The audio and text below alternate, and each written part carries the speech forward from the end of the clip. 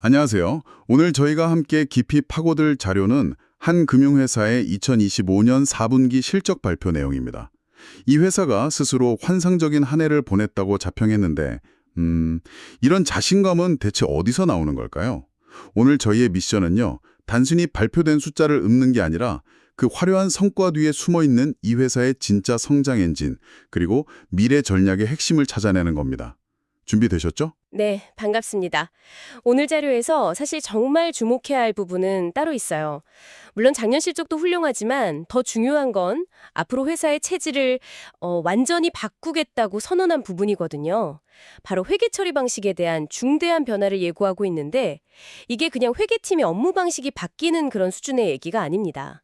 앞으로 이 회사의 수익성과 재무 건전성을 보여주는 방식 자체가 달라지는 거라 투자자로서 여러분이 꼭 이해하고 넘어가야 할 포인트가 숨어 있습니다. 와, 단순한 실적 발표가 아니라 거의 우리 회사 앞으로 이렇게 다시 태어납니다. 수준의 선언이라는 말씀이시군요. 알겠습니다. 그럼 먼저 회사의 자신감의 근거, 2025년 4분기 실적부터 한번 해부해보죠. 가장 먼저 제 눈을 사로잡은 건 대출 실행액이에요. 26억 달러. 전년 같은 기간보다 무려 40%나 성장했어요. 자료에서도 대출 신청 수요가 매우 강력하다고 강조하는데 이건 그냥 경기가 좋아서 그런 걸까요? 아니면 다른 비결이 있는 건가요? 물론 시장 수요도 좋았지만 그게 다가 아니라는 점이 핵심이에요. 이 40% 성장의 배경에는 두 개의 강력한 엔진이 동시에 돌아갔습니다. 첫 번째는 말씀하신 대로 대출을 받으려는 고객 수요고요. 두 번째는, 그리고 어쩌면 더 중요한 건 이 회사가 실행한 대출 채권을 사려는 투자자 수요가 폭발적이었다는 점이에요. 잠깐만요. 투자자 수요가 왜 그렇게 중요하죠? 보통 대출은 은행이 그냥 자기 돈으로 해주는 거 아닌가요? 아, 좋은 질문이에요. 그게 바로 이 회사의 사업 모델을 이해하는 핵심이거든요. 이 회사는 대출을 해준 뒤에 그 대출 채권, 그러니까 미래의 원금과 이자를 받을 권리를 다른 금융기관 같은 투자자들에게 다시 팔아요. 아, 현금을 다시 확보해서 또 새로운 대출을 해주려고요. 맞습니다. 그런데 투자자 입장에서 아무 대출이나 사주진 않겠죠.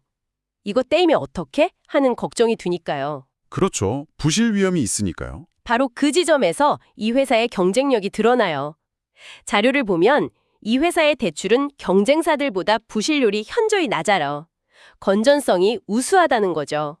덕분에 혹시 모를 부실에 대비해서 손실을 보전해주는 별도의 보증장치 없이도 투자자들이 서로 사가려고 줄을 서는 겁니다. 품질 보증서 없이도 명품인 걸 모두가 아는 셈이군요. 네, 그런 셈이죠. 듣고 보니 정말 완벽해 보이는데요. 그런데 우수한 건전성이라는 게 지금처럼 시장이 좋을 때나 통하는 이야기 아닐까요? 만약 경제 상황이 나빠지면 이 회사의 소위 고품질 대출도 결국엔 부실화될 위험은 없나요? 당연히 그럴 위험이 있죠. 그래서 이 회사가 아주 영리한 전략을 쓰고 있어요.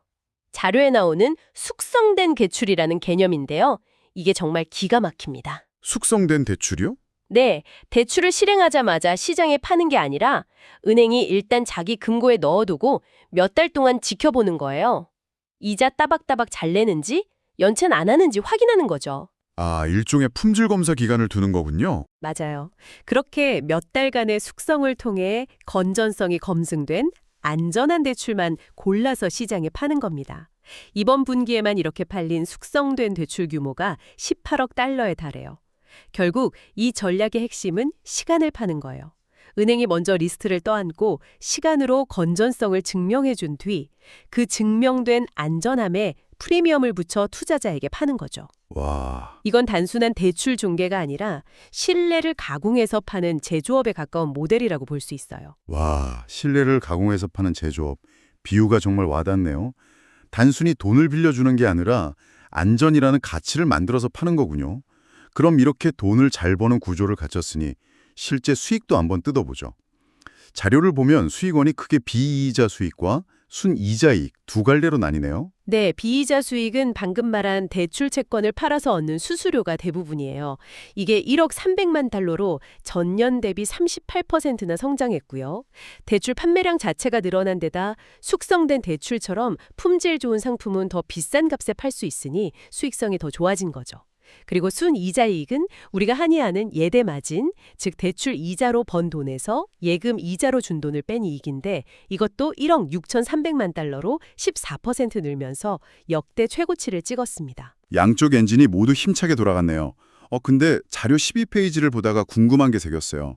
은행의 핵심 수익성 지표라는 순이자 마진, NIM이요. 전년 대비로는 올랐는데 바로 직전 분기랑 비교하면 0.56%포인트 소폭 하락해서 6%가 됐더라고요. 이건 보통 안 좋은 신호 아닌가요? 이자 장사하는 은행이 마진이 줄었다는 뜻이니까요. 맞아요. 표면적으로 보면 충분히 그렇게 생각할 수 있어요. 그래서 그 이유를 파고드는 게 중요합니다. 결론부터 말하면 이건 문제가 아니라 오히려 회사의 자신감을 보여주는 전략적인 선택이었어요. 자료에 따르면 NIM이 하락한 이유는 미래 성장을 위한 현금 보유량 증대 때문이에요. 그러니까 앞으로 더 큰 대출을 해주기 위해서 당장 이자 수익은 못 내더라도 현금, 일종의 실탄을 금고에 더 많이 쌓아두느라 일시적으로 마진이 줄어드는 것처럼 보였다는 거군요.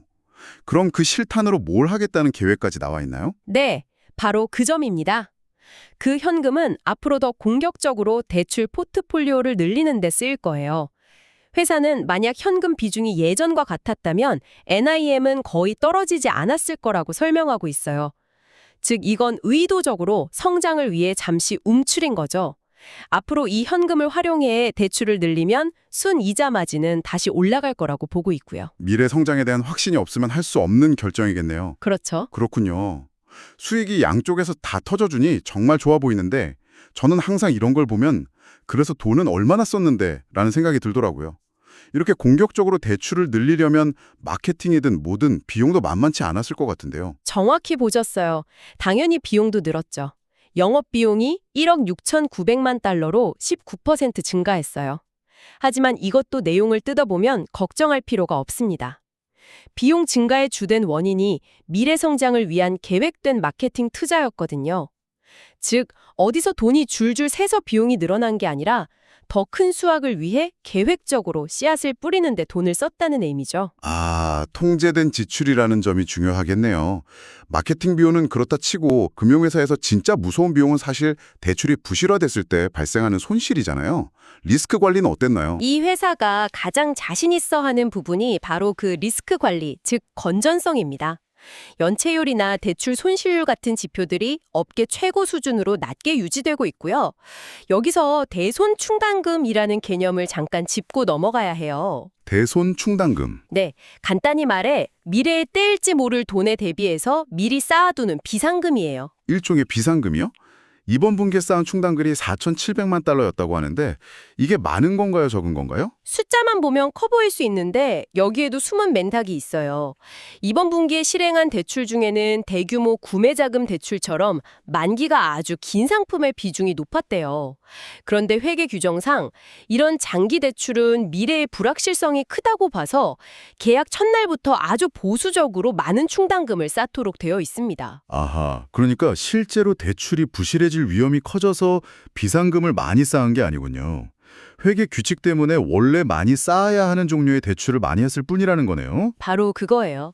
오히려 실제 대출 손실률은 전년 대비 0.8%포인트나 낮아졌어요. 정말 안정적으로 리스크를 관리하고 있다는 확실한 증거죠. 와, 비유하자면 앞으로 비가 올지 모르니 쌓아두는 빗물 저금통, 이 충당금이 커졌는데 그 이유가 하늘이 흐려서가 아니라 그냥 원래 큰 저금통을 써야 하는 규정 때문이었고 실제로는 날씨가 더 맑아졌다. 이렇게 볼 수 있는 상황이에요. 비유를 들으니 이해가 확 되네요. 자, 그럼 이제부터가 정말 흥미로운 지점인 것 같아요. 이 회사가 앞으로 도입하겠다는 공정가치 평가 방식, FVO. 이 자료에서는 수익과 손실 시점을 더 잘 맞추고 재무제표를 단순화하기 위한 변화라고 하는데 솔직히 좀 어렵게 들려요. 이게 왜 그렇게 중요한 변화라는 거죠? 있는 법을 아예 새로 배워야 할 정도의 큰 변화입니다. 제가 한번 최대한 쉽게 설명해 볼게요. 기존 방식의 가장 큰 문제점은 뭐였냐면 대출이 딱 발생하는 첫날 이 대출이 미래에 낼 것으로 예상되는 모든 손실, 즉 대손 충당금을 한꺼번에 비용으로 인식해야 했다는 거예요. 아직 이자 수익은 한 푼도 못 받았는데 미래에 떼일지도 모를 돈부터 미리 비용으로 장부에 적는다고요? 맞아요.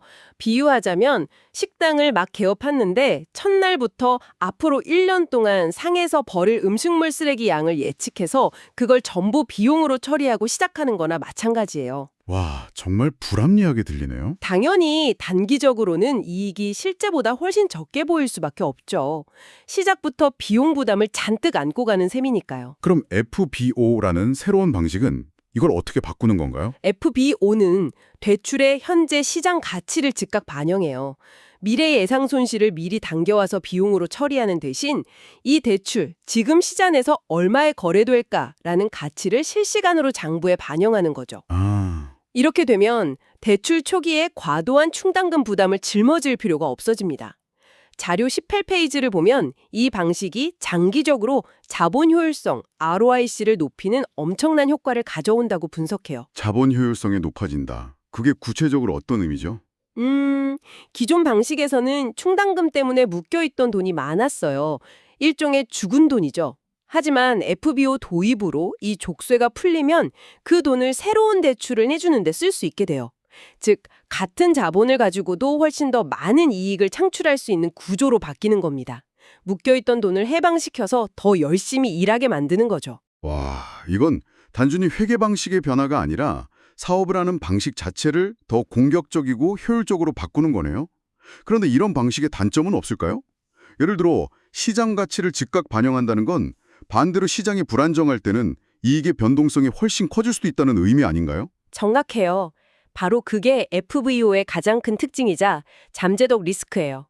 시장 상황에 따라 평가 가치가 널뛰기를 할 수 있죠. 그래서 이 회사는 그 점에 대해서도 분명히 언급하고 있어요.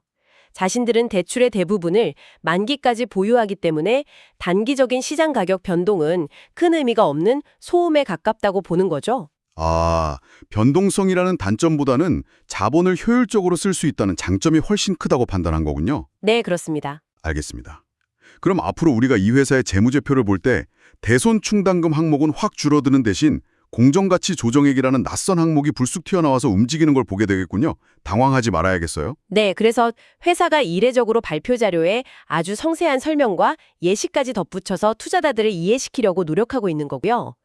이런 투명한 소통 방식도 긍정적으로 볼 부분입니다. 좋습니다. 그럼 이렇게 FVO라는 새로운 엔진을 장착하고 이 회사가 그리는 2026년의 청사진은 어떤 모습일까요? 구체적인 목표치도 제시했죠? 아주 자신감 넘치는 목표를 내놨어요. 2026년 1분기 대출 실행액은 25억 5천만 달러에서 26억 5천만 달러 사이, 전년 대비 28에서 33% 성장을 예상하고 있고요. 2020년 연간으로는 11억에서 12억 달러로 최대 31%의 높은 성장을 이어가겠다는 목표예요. 그 FVO 도입으로 가능해진 자본 효율성이 이런 공격적인 성장 목표의 밑바탕이 되는 거군요. 이익 전망은 어떤가요? 어치 자기 회사 주식을 사들였거든요. 아, 자사주 매입이요? 네. 우리 회사 좋으니까 우리 돈으로 주식 산다? 주주들과 이익 나누겠다는 확실한 신호를 보낸 거죠. 흥미로운 점은 회사가 최종 목표로 하는 자기자본 이익률 ROTC가 13에서 15% 수준인데 이게 방금 말씀하신 연간 EPS 전망치와 정확히 맞아떨어진다는 거예요. 장기 목표와 단기 계획이 아주 긴밀하게 연결되어 있다는 인상을 주네요. 맞아요. 모든 전략이 자본 효율성 극대화라는 하나의 목표를 향해 정렬되어 있는 거죠. 계획에 일관성이 있다는 건 그만큼 신뢰도를 높여주는 요인입니다. 오늘 분석을 정리해봐야 할 것 같네요. 이 회사는 단순히 작년에 장사를 잘했다는 걸 넘어서서 FBO 도입이라는 수술을 통해 아예 체질 자체를 바꾸려 하고 있었어요. 과거의 불합리한 비용 구조를 털어내고 더 효율적으로 자본을 활용해서 더 빠르게 성장하겠다는 근본적인 변화를 시도하는 거군요. 결국 이 모든 변화는 숫자를 더 명확하게 보여주고 자본을 더 똑똑하게 쓰겠다는 선언처럼 들립니다. 맞습니다. 여기서 우리가 생각해 볼 질문을 하나 던지면서 마무리하고 싶어요.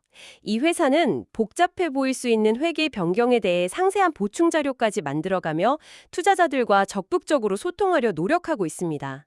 앞으로 여러분이 다른 기업의 실적 발표를 보실 때 그들이 단순히 보기 좋은 결과 숫자만 나열하는지 아니면 이 회사처럼 그 숫자가 만들어지는 방식의 변화와 그 이유까지 투명하게 설명하고 있는지 한번 비교해 보시면 어떨까요? 그 차이가 바로 기업의 신뢰도를 가늠하는 중요한 척도가 될 수 있을 겁니다. 단순히 물고기를 잡았다고 자랑하는 회사가 아니라 어떤 그물을 써서 어떻게 잡았는지까지 보여주는 회사가 진짜 빼기일 수 있다는 거죠.